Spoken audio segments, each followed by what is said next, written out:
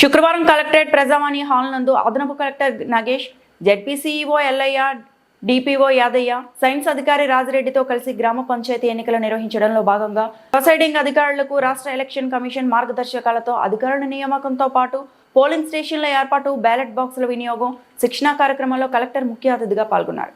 ఈ శిక్షణ కార్యక్రమానికి హాజరైన జిల్లా కలెక్టర్ మాట్లాడుతూ గ్రామీణ స్థానిక సంస్థల ఎన్నికలకు రాష్ట్ర ఎలక్షన్ కమిషన్ నియమ నిబంధనలకు అనుగుణంగా నిర్వహించాలని సూచించారు. 2549 మంది ప్రిసైడింగ్ అధికారులకు జిల్లా వ్యాప్తంగా 5 కేంద్రాల్లో శిక్షణ కార్యక్రమాన్ని ఏర్పాటు చేశామన్నారు.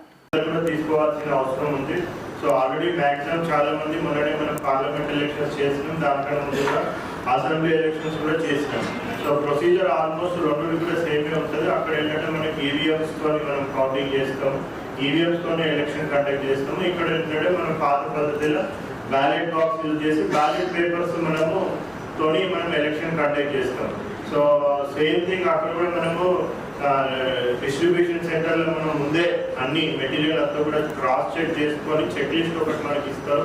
ఆ చెక్ లిస్ట్లో మొత్తం అంతా క్రాస్ చెక్ చేసుకొని ఈవీఎంస్ అంతా కూడా నంబర్స్ క్రాస్ చెక్ చేసుకొని మనం పోయేసి ఎలక్షన్ కండక్ట్ చేస్తాము. సో సేమ్ థింగ్ ఇక్కడ కూడా సో ఈవీఎం ప్లేస్లో మనకి బ్యాలెట్ బాక్స్ ఉంటుంది. సో ఆ బ్యాలెట్ బాక్స్ సో ఈవీఎం అంత రిస్క్ మనకి ఇక్కడ ఉండదు.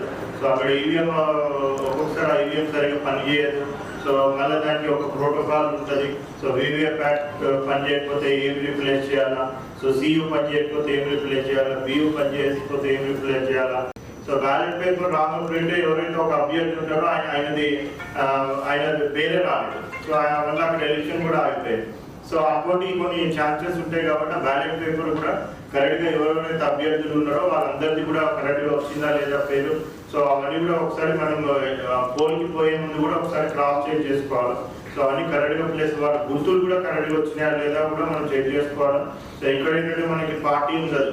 సో అది ఇండివిజువల్ పర్సన్స్ వితౌట్ పార్టీ వాళ్ళు కంటెస్ట్ చేస్తారు కాబట్టి సో సమ్ ర్యాండమ్ గుర్తులు ఉంటాయి. సో ఇంతకుముందు అది పార్టీలు ఉంటే మనకి ఎవరు ఏ పార్టీ ఏ గుర్తారో తెలుసుకుంటారు, కానీ ఇక్కడ వాళ్ళు ఏది కూడా తీసుకుంటారు.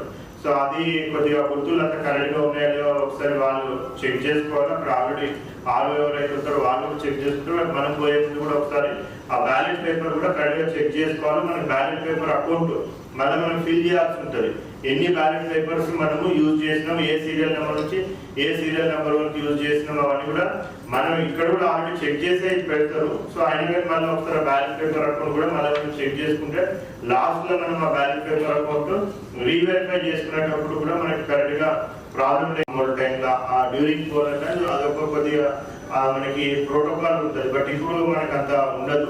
సో కొద్దిగా ఈజీగానే ఉంటుంది. బట్ ఆ బ్యాలెట్ బాక్స్ ఒకటి ఆల్రెడీ మనం అన్ని కూడా టోటల్గా వాటికి రిపేర్స్ చేసి ఆయిలింగ్ చేసి అవన్నీ కూడా చేసి పెట్టినాం.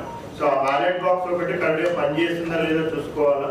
సో ఎందుకంటే అది ఒకసారి పనిచేస్తుందంటే ఎట్లున్నా రేపు కూడా పనిచేస్తుంది.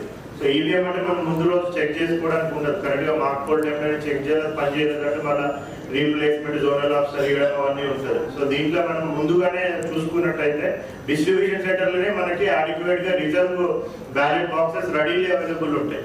సో అక్కడనే మనం రీప్లేస్ చేసుకొని కరెక్ట్గా లివర్ కరెక్ట్గా పనిచేస్తుందా లేదా చూసుకొని సో అది తీసుకొని మనం లోపల కూడా అంతా మనం క్లీన్ చేస్తున్నాం. బట్ ఇంకా కూడా కొద్దిగా ఏమైనా ఆయిల్ అవి ఉంటే కూడా క్లీన్ చేసుకొని ఆ బ్యాలెట్ బాక్స్ తీసుకొని వెళ్ళిపోవచ్చు. వీళ్ళకి అలాట్ అవుతుందో ఆ మండలంలో వీళ్ళకి రెండో ట్రైనింగ్ ఉంటుంది సార్. 1 డే బిఫోర్ వీళ్ళు అక్కడ రిపోర్ట్ చేయాలి.